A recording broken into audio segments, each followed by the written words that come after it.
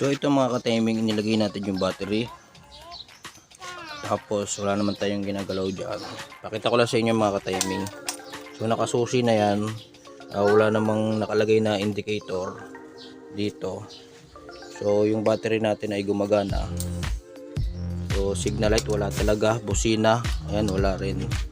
Yung ginawa natin, nakadirekta yung fuse. Kaya dapat yung buong electrical ay dapat magkaroon siya ng supply.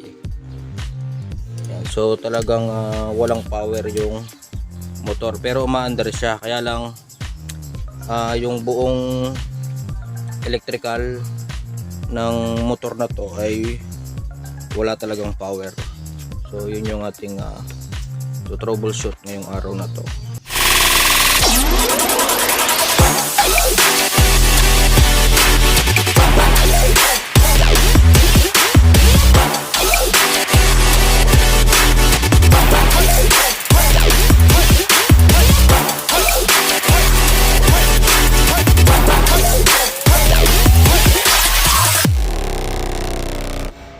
Alright, good morning.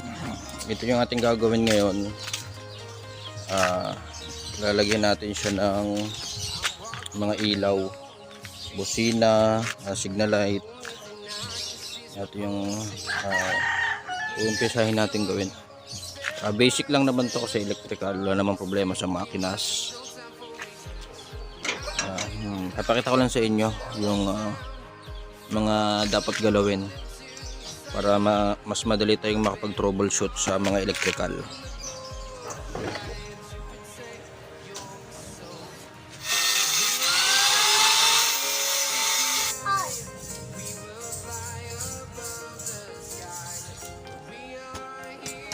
So ayan, nakikabit na natin yung battery.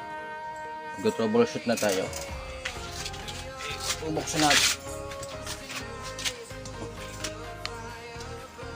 So syempre para makapag troubleshoot tayo, buksan natin tong headlight. So nandito yung mga wiring connection nito.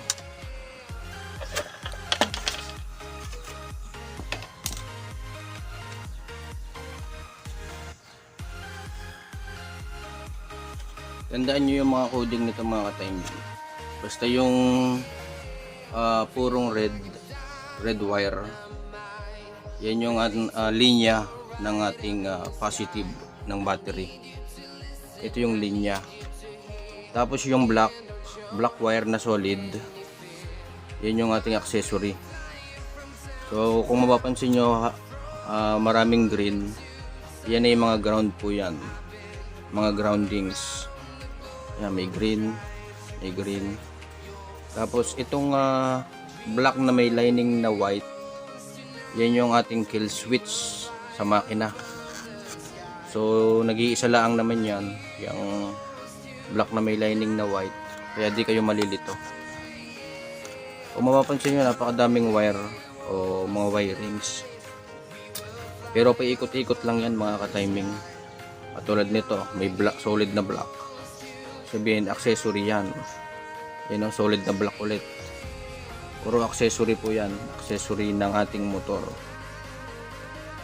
Tapos tandaan nyo mga ka-timing, yung signal light natin ay narito. Kung mapapansin nyo, merong orange at merong blue. Dalawa lang naman yan mga ka-timing. So ibig sabihin ng orange, yan yung ating left ng signal light, at yung blue, yan yung ating right ng ating signal light. Itong kulay gray na wire, yan yung common ng ating signal light. Pinaka-common po yan. Nakakonect po ito sa relay. Ayan mga ka-timing. So ayan, may ilaw yung ating red wire. Tingnan natin dito sa accessory. Dapat umilaw din to. Ayan. Ayan, nakasaksak na siya. Ayan, wala pa rin. So kaya hindi nyo masupplyan ng kuryente yung buong electrical kasi nawawala yung contact nitong black wire. So ibig sabihin may putol dito sa black wire. Yan yung black wire na yan. Hindi siya masupplyan nito Kaya yung buong electrical niya ay hindi gumagana. Okay, ang gagawin natin mga ka-timing, para hindi na tayo mag bakbak ng wirings kung saan may putol dyan. Ang gagawin natin mga ka-timing ay panibagong linya ng wirings. So yun yung pinaka safety na paraan para hindi na natin sisirain yung mga wirings nya. So magja-jumper tayo mga ka-timing, dahil ayan oh, dapat to meron siyang ilaw. Dahil nga naputol na, gagawin natin, magdidirekta tayo.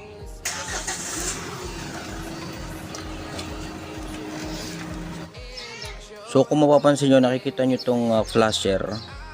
So hugutin nyo po yan. So para masuplayan mga ka-timing yung ating electrical, itong black wire, okay, itong black wire ay i-connect natin dito sa positive ng battery. Ganito lang mga ka-timing,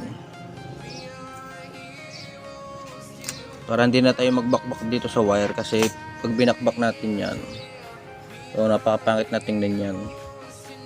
So ang gagawin na lang natin ganito, no,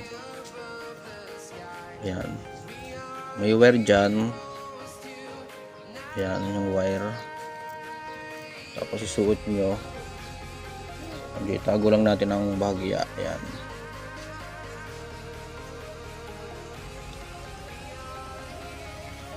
Ayan mga ka-timing. Tapos yung wire na yan, ilagay nyo dito sa positive. So ganyan lang mga ka-timing.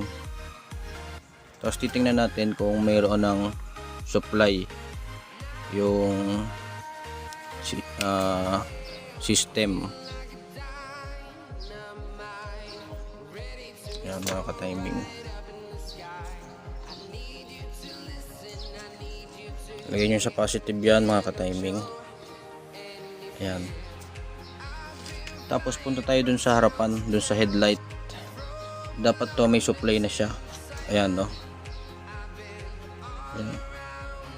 Yun, may ilaw na yung accessory mga ka-timing. Punta tayo dito.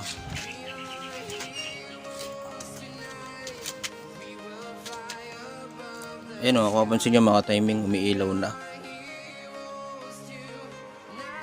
So dahil umiilaw na siya, ibig sabihin napagduktong na natin yung wire na kailangan. So punta tayo dito sa pinaka-accessory, ito. So ayan, umiilaw na, ibig sabihin na supplyan na ng kuryente yung black wire, kasi itong black wire wala siyang power. Okay, putol yung wire nito. So ganyan na lang yung ginawa natin, hindi na tayo nagbakbak. Ibig sabihin buhay na yung buong electrical nito. So dahil umilaw na siya, lipat natin sa kabila. Ayun, meron na rin. So dito sa kanyang dashboard, meron na rin siguro siyang ilaw. So ayan, meron na ring ilaw, nakakambyo, kaya nakalagay sa number 1. Ilagay natin sa neutral. So ayan, may neutral na mga ka-timing. Signal light, okay, gumagana. So pag naglagay tayo ng headlight, siguro meron siyang ilaw sa likod. So ayan, may ilaw na sa likod. Yung headlight natin, so ayun, meron na siyang headlight. So ayan, tapos na yung ating electrical. Ang susunod naman natin ay mahina daw yung kanyang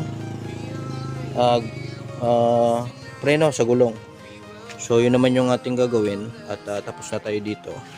Okay mga ka-timing, magbabalik tayo. Kasi kanina habang nagto-troubleshooting tayo ng electrical wirings, ito yung ginawa natin, no, tinanggal na natin yung connection niya. Kasi nga natupok na natin yung problema. Kasi dito sa wiring niya, sa kanyang accessory, dito wala siyang binibigay na kuryente, no, kasi hindi nasusupplyan yung ating black wire. So napansin ko kanina dito sa kanyang